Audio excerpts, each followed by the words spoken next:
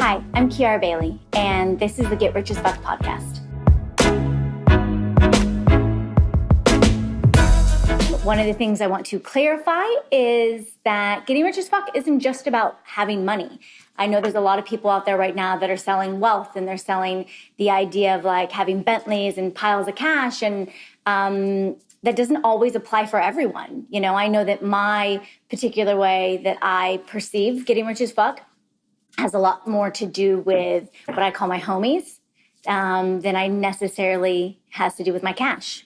Don't get me wrong, gotta have cash in order to be able to hang out with your homies, right? But they're my most important thing. So taking my daughter to school, picking her up, being there for her, hanging out with my friends, going on vacation, doing fun stuff, like that's the most important thing to me. And everyone's different, right? And that's something that I really celebrate. So I want you to feel comfortable in the fact that don't be mistaken by the title. Be comfortable in the fact that this really is about you and you getting what you want and you finding what you want. So diving right in, the title of my first blog post was, I think I might have missed something. And the reason why I started this and why I started writing this was because I found that there's a lot of females specifically who don't have really great mentors and leaders.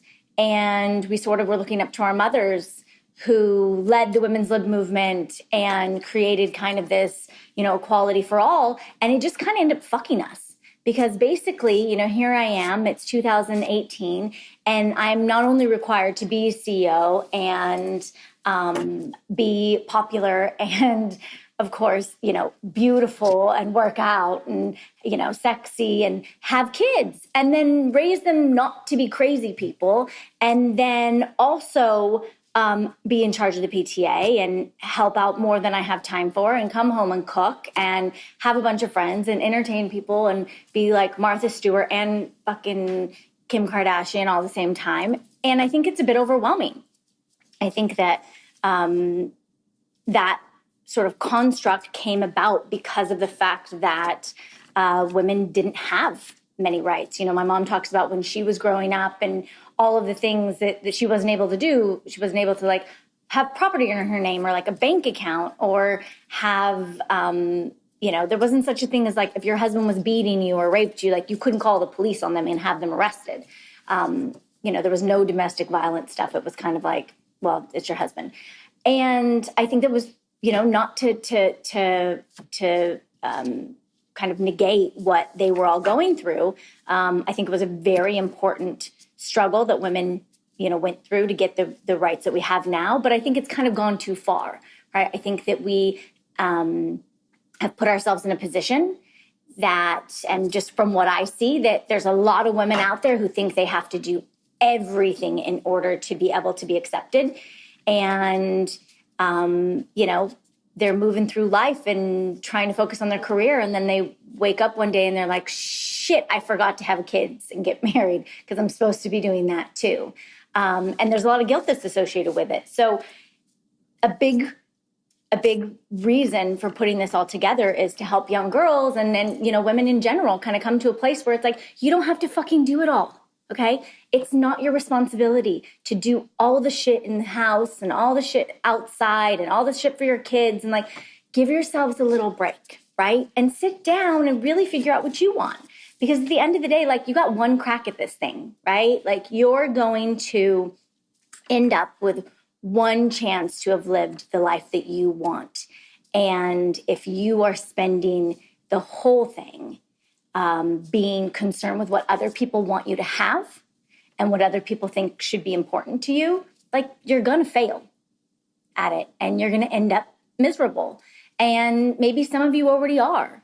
You know, I spend a considerable amount of time talking with people who don't have what they want. And so one of the reasons that I decided to do this was because I have an obsession with people getting what they want. I want more people around me to live better lives. I want more people around me to have really great lives and have what they want, because then my kid gets to grow up in an environment where there's happy people, and your kid gets to grow up in an environment where there's happy people and you're surrounded with that. So I'm just going to dive right into this right now and talk about like the fact that we thought that they fixed it, you know?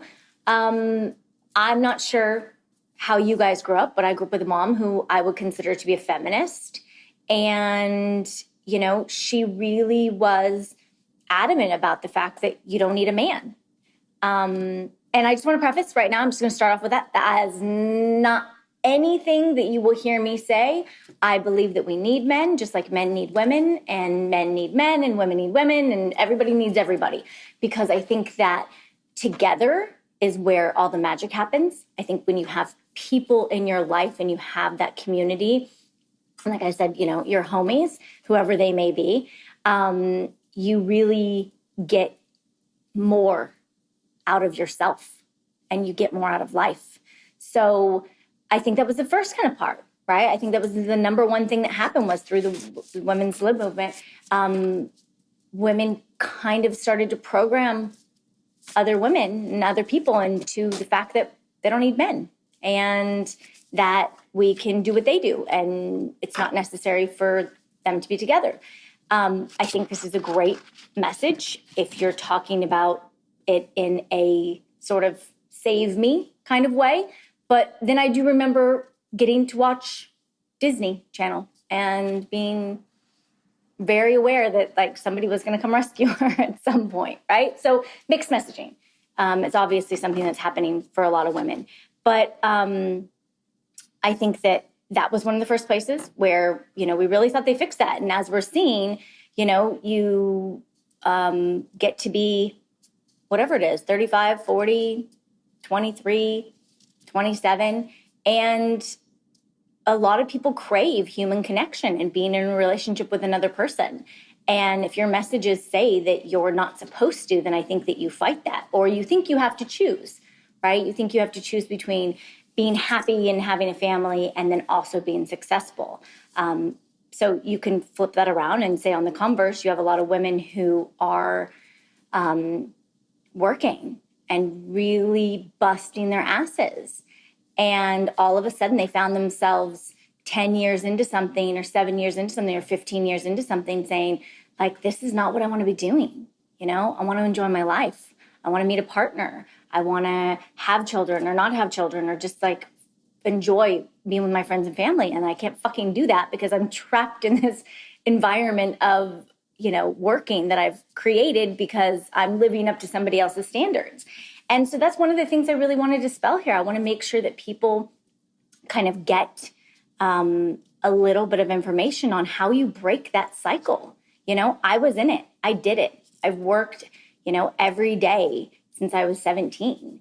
And I was in the running and probably was going to get a trophy for being the person who was working the fucking hardest and killing themselves. And I'm not trying to negate the fact that, you know, when you're starting something, you should work your butt off and become magnificently obsessed with it and put everything into it. But I think that for me personally, I was working to a detriment, right? Like I was neglecting my kid and I was neglecting my friends and I was neglecting the things that were really important to me, right? And to be honest, I was just so focused on trying to keep up with other people's expectations of me that I couldn't help anybody else. And so that's something I really want to spread because I think that there's a lot of people out there who want to do a lot of good and they can't because they're caught up in this kind of rat race of them trying to get ahead. And, you know, the reality is, like, I think if some of you just stop and look, like, you're already ahead, right? You're kind of there. Like, what you wanted to have, you have passed up, and you're just still in a place of feeling like you don't have what you want because you still think you have to do more, right? So let's stop fucking doing more. Let's do less, like a lot less, right? And just do it with more meaning and purpose. So one of the things I cover in here in my first blog that you really should check out if you haven't, and if you have, you'll get this, is I cover the whole idea that there's no playbook that's been created, right? We were given a bunch of things as females in this women's lib movement. And when, you know, our moms fixed it, but they didn't give us a playbook. So I now have a checking account, right? I get a checking account when I'm 16 or 17 or however old I was. I mean, my 13-year-old has a savings account, right? She'll probably soon have maybe not a checking account, she'll have Venmo, I'm sure, right? But nobody taught me how to build wealth. Like, no one taught me how to save my money in a consistent manner every week of my life so that I could buy a house one day, right? Nobody taught me how to kind of forgo what it was that I thought that I needed at that moment in time in the effort of saving money, because the money that I had in the bank would actually create much more satisfaction and security for me than the shoes or the purse or the going on a trip with my friends or going out to the bar drinking, right? No one taught me that. And so, you know, one of the things that I think that is important to cover kind of in this first moment is, you know, how do I build wealth, right? And a lot of people are saying, like, I don't even know what the fuck you're talking about building wealth. Like, I can't even pay my bills. Like, could I please just get to pay my bills first and then I'll talk about building wealth? But I think they go hand in hand, right? Because I think that you have to always be looking at like the biggest picture possible and then break it down to like, what's the next step, right? So that's one of the things we're going to cover, right? Obviously is building wealth, how to get happy, right? So I believe happiness is really the key. You know, you wake up in the morning and you feel like shit, or you are miserable and hate where you live or hate what your life is or hate what your job is. And you can't put positive intention towards anything because you're just stuck in the rumination of like all these bad things happening. And by the end of the day, you're like, somebody shoot me, or you know, somebody give me 72 shots and, you know, I'm going to go to sleep and wake up and do it all over again tomorrow. Right. So dreaming to me, and really this idea of like, you know, the law of attraction and building wealth and building your life to be the way you want it to, has a lot to do with being happy. So, you know, that's one of the first things that we're going to cover, is getting happy. And then one of the other ones is really figuring out like what's important to you, right? What is important to you? When we start talking about, you know, legacy, or people talk about like, what do you want to do in your life? Everyone gets this like blank stare of like, huh? I can't get past tomorrow. Like, I don't even know what I want to do now. And again, you know, it's about building that big picture. Like, I do this exercise where I tell people, you're at your funeral. It's the end of your life. Like, you're there and staring at everybody else that's looking at you, whether, you know, you're in an urn or a casket or whatever you are. And what are they saying about you, right? What do you want to leave behind? Because no matter how old you are, whether it is 22 or 18 or, you know, my 13-year-old daughter, or you're in your 40s or 50s, you know, if you're not thinking about what you're going to leave behind, then how can you know what to do right now? You know, if you're not thinking about where you want to end up one day, then how can you even know what the next step is, right? If you're not thinking about that beautiful life that you're going to get to and have one day and the impact you're going to make, then how do you know if what you're doing right now is even correct? And I think that a lot of people are approaching it from the front side of it, right? What's my next step? What do I do? Okay, I need to get out of debt. Why? Because it stresses me out. Okay, great. I need to get a better job. Why? Because I need to make more money. Why? Right? Like, everybody's approaching it from this direction rather than approaching it from really the big picture to the front. So we're going to cover that. And that's something that we're, you know, definitely going to dive deep into, because I think that you coming up with what you want in your life probably has to be one of the most important things. and something that I feel like is undervalued in our society. We sort of value what you're doing right now instead of valuing what people are building into and where you're going to be one day. So we're going to focus on that, right? That's going to be something that we're going to focus on. And of course, we're going to focus on like how to make money, right? There are a lot of ways to make money, and we only know a fraction of them. And currently right now in our society, there's a lot of talk about make money online and make money through social media and make money, by Bitcoin, whatever it is, right? There's a million different ways to make money. Obviously, it's like the first thing they created when they needed to establish that some people had stuff and other people didn't, right? An exchange.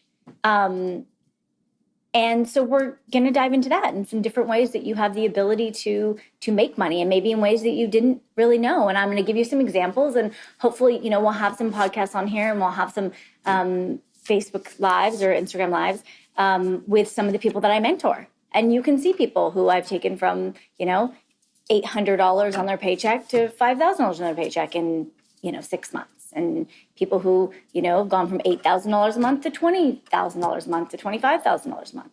And it just depends on where you are and what you want to make out of this. I mean, I have people who I'm working with who are working as, a barista at a coffee shop and have little kids. And their dream is to have their business and do their craft and be able to make money at it and support their family and have free time and still be with their, little boy every day. And right, that's that person's thing that they want. And so, again, to stress this, like, it's what you want. And if you don't know what you want, then you are in the right place, right? Because that's what we're going to do. That's what I want to do. I want to help you figure out what it is that you want and, have a little fun on the way. One of the things you'll notice is like, I am unapologetically going to cuss. Like, I feel like expletives really help hit everything home. And I don't really care about censoring myself, which is the reason why it's called Get Rich as Fuck and not like the abbreviation, right? Because I'm not shy about it, and I'm not going to be shy about the fact that I really want to help, and I really want to make a difference, and I really want to bring, this group of people to a place where they're really powerful and have the lives that they live.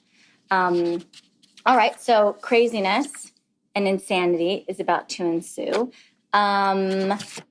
I recommend that you follow the Get Rich as Fuck Instagram, because you're going to get a lot of great stuff out of there, and check out the website because there'll be blogs, there'll be updates on the classes, and also there is going to be some opportunities for people to get some mentoring and some one-on-one time and to really take their business to the next level. So if you have any questions, comments, of course, right? As always, below. And I really look forward to this journey with you. So if you have anything that you want to reach out and say, DM me. And otherwise, I will catch you next time on Get Rich as Fuck.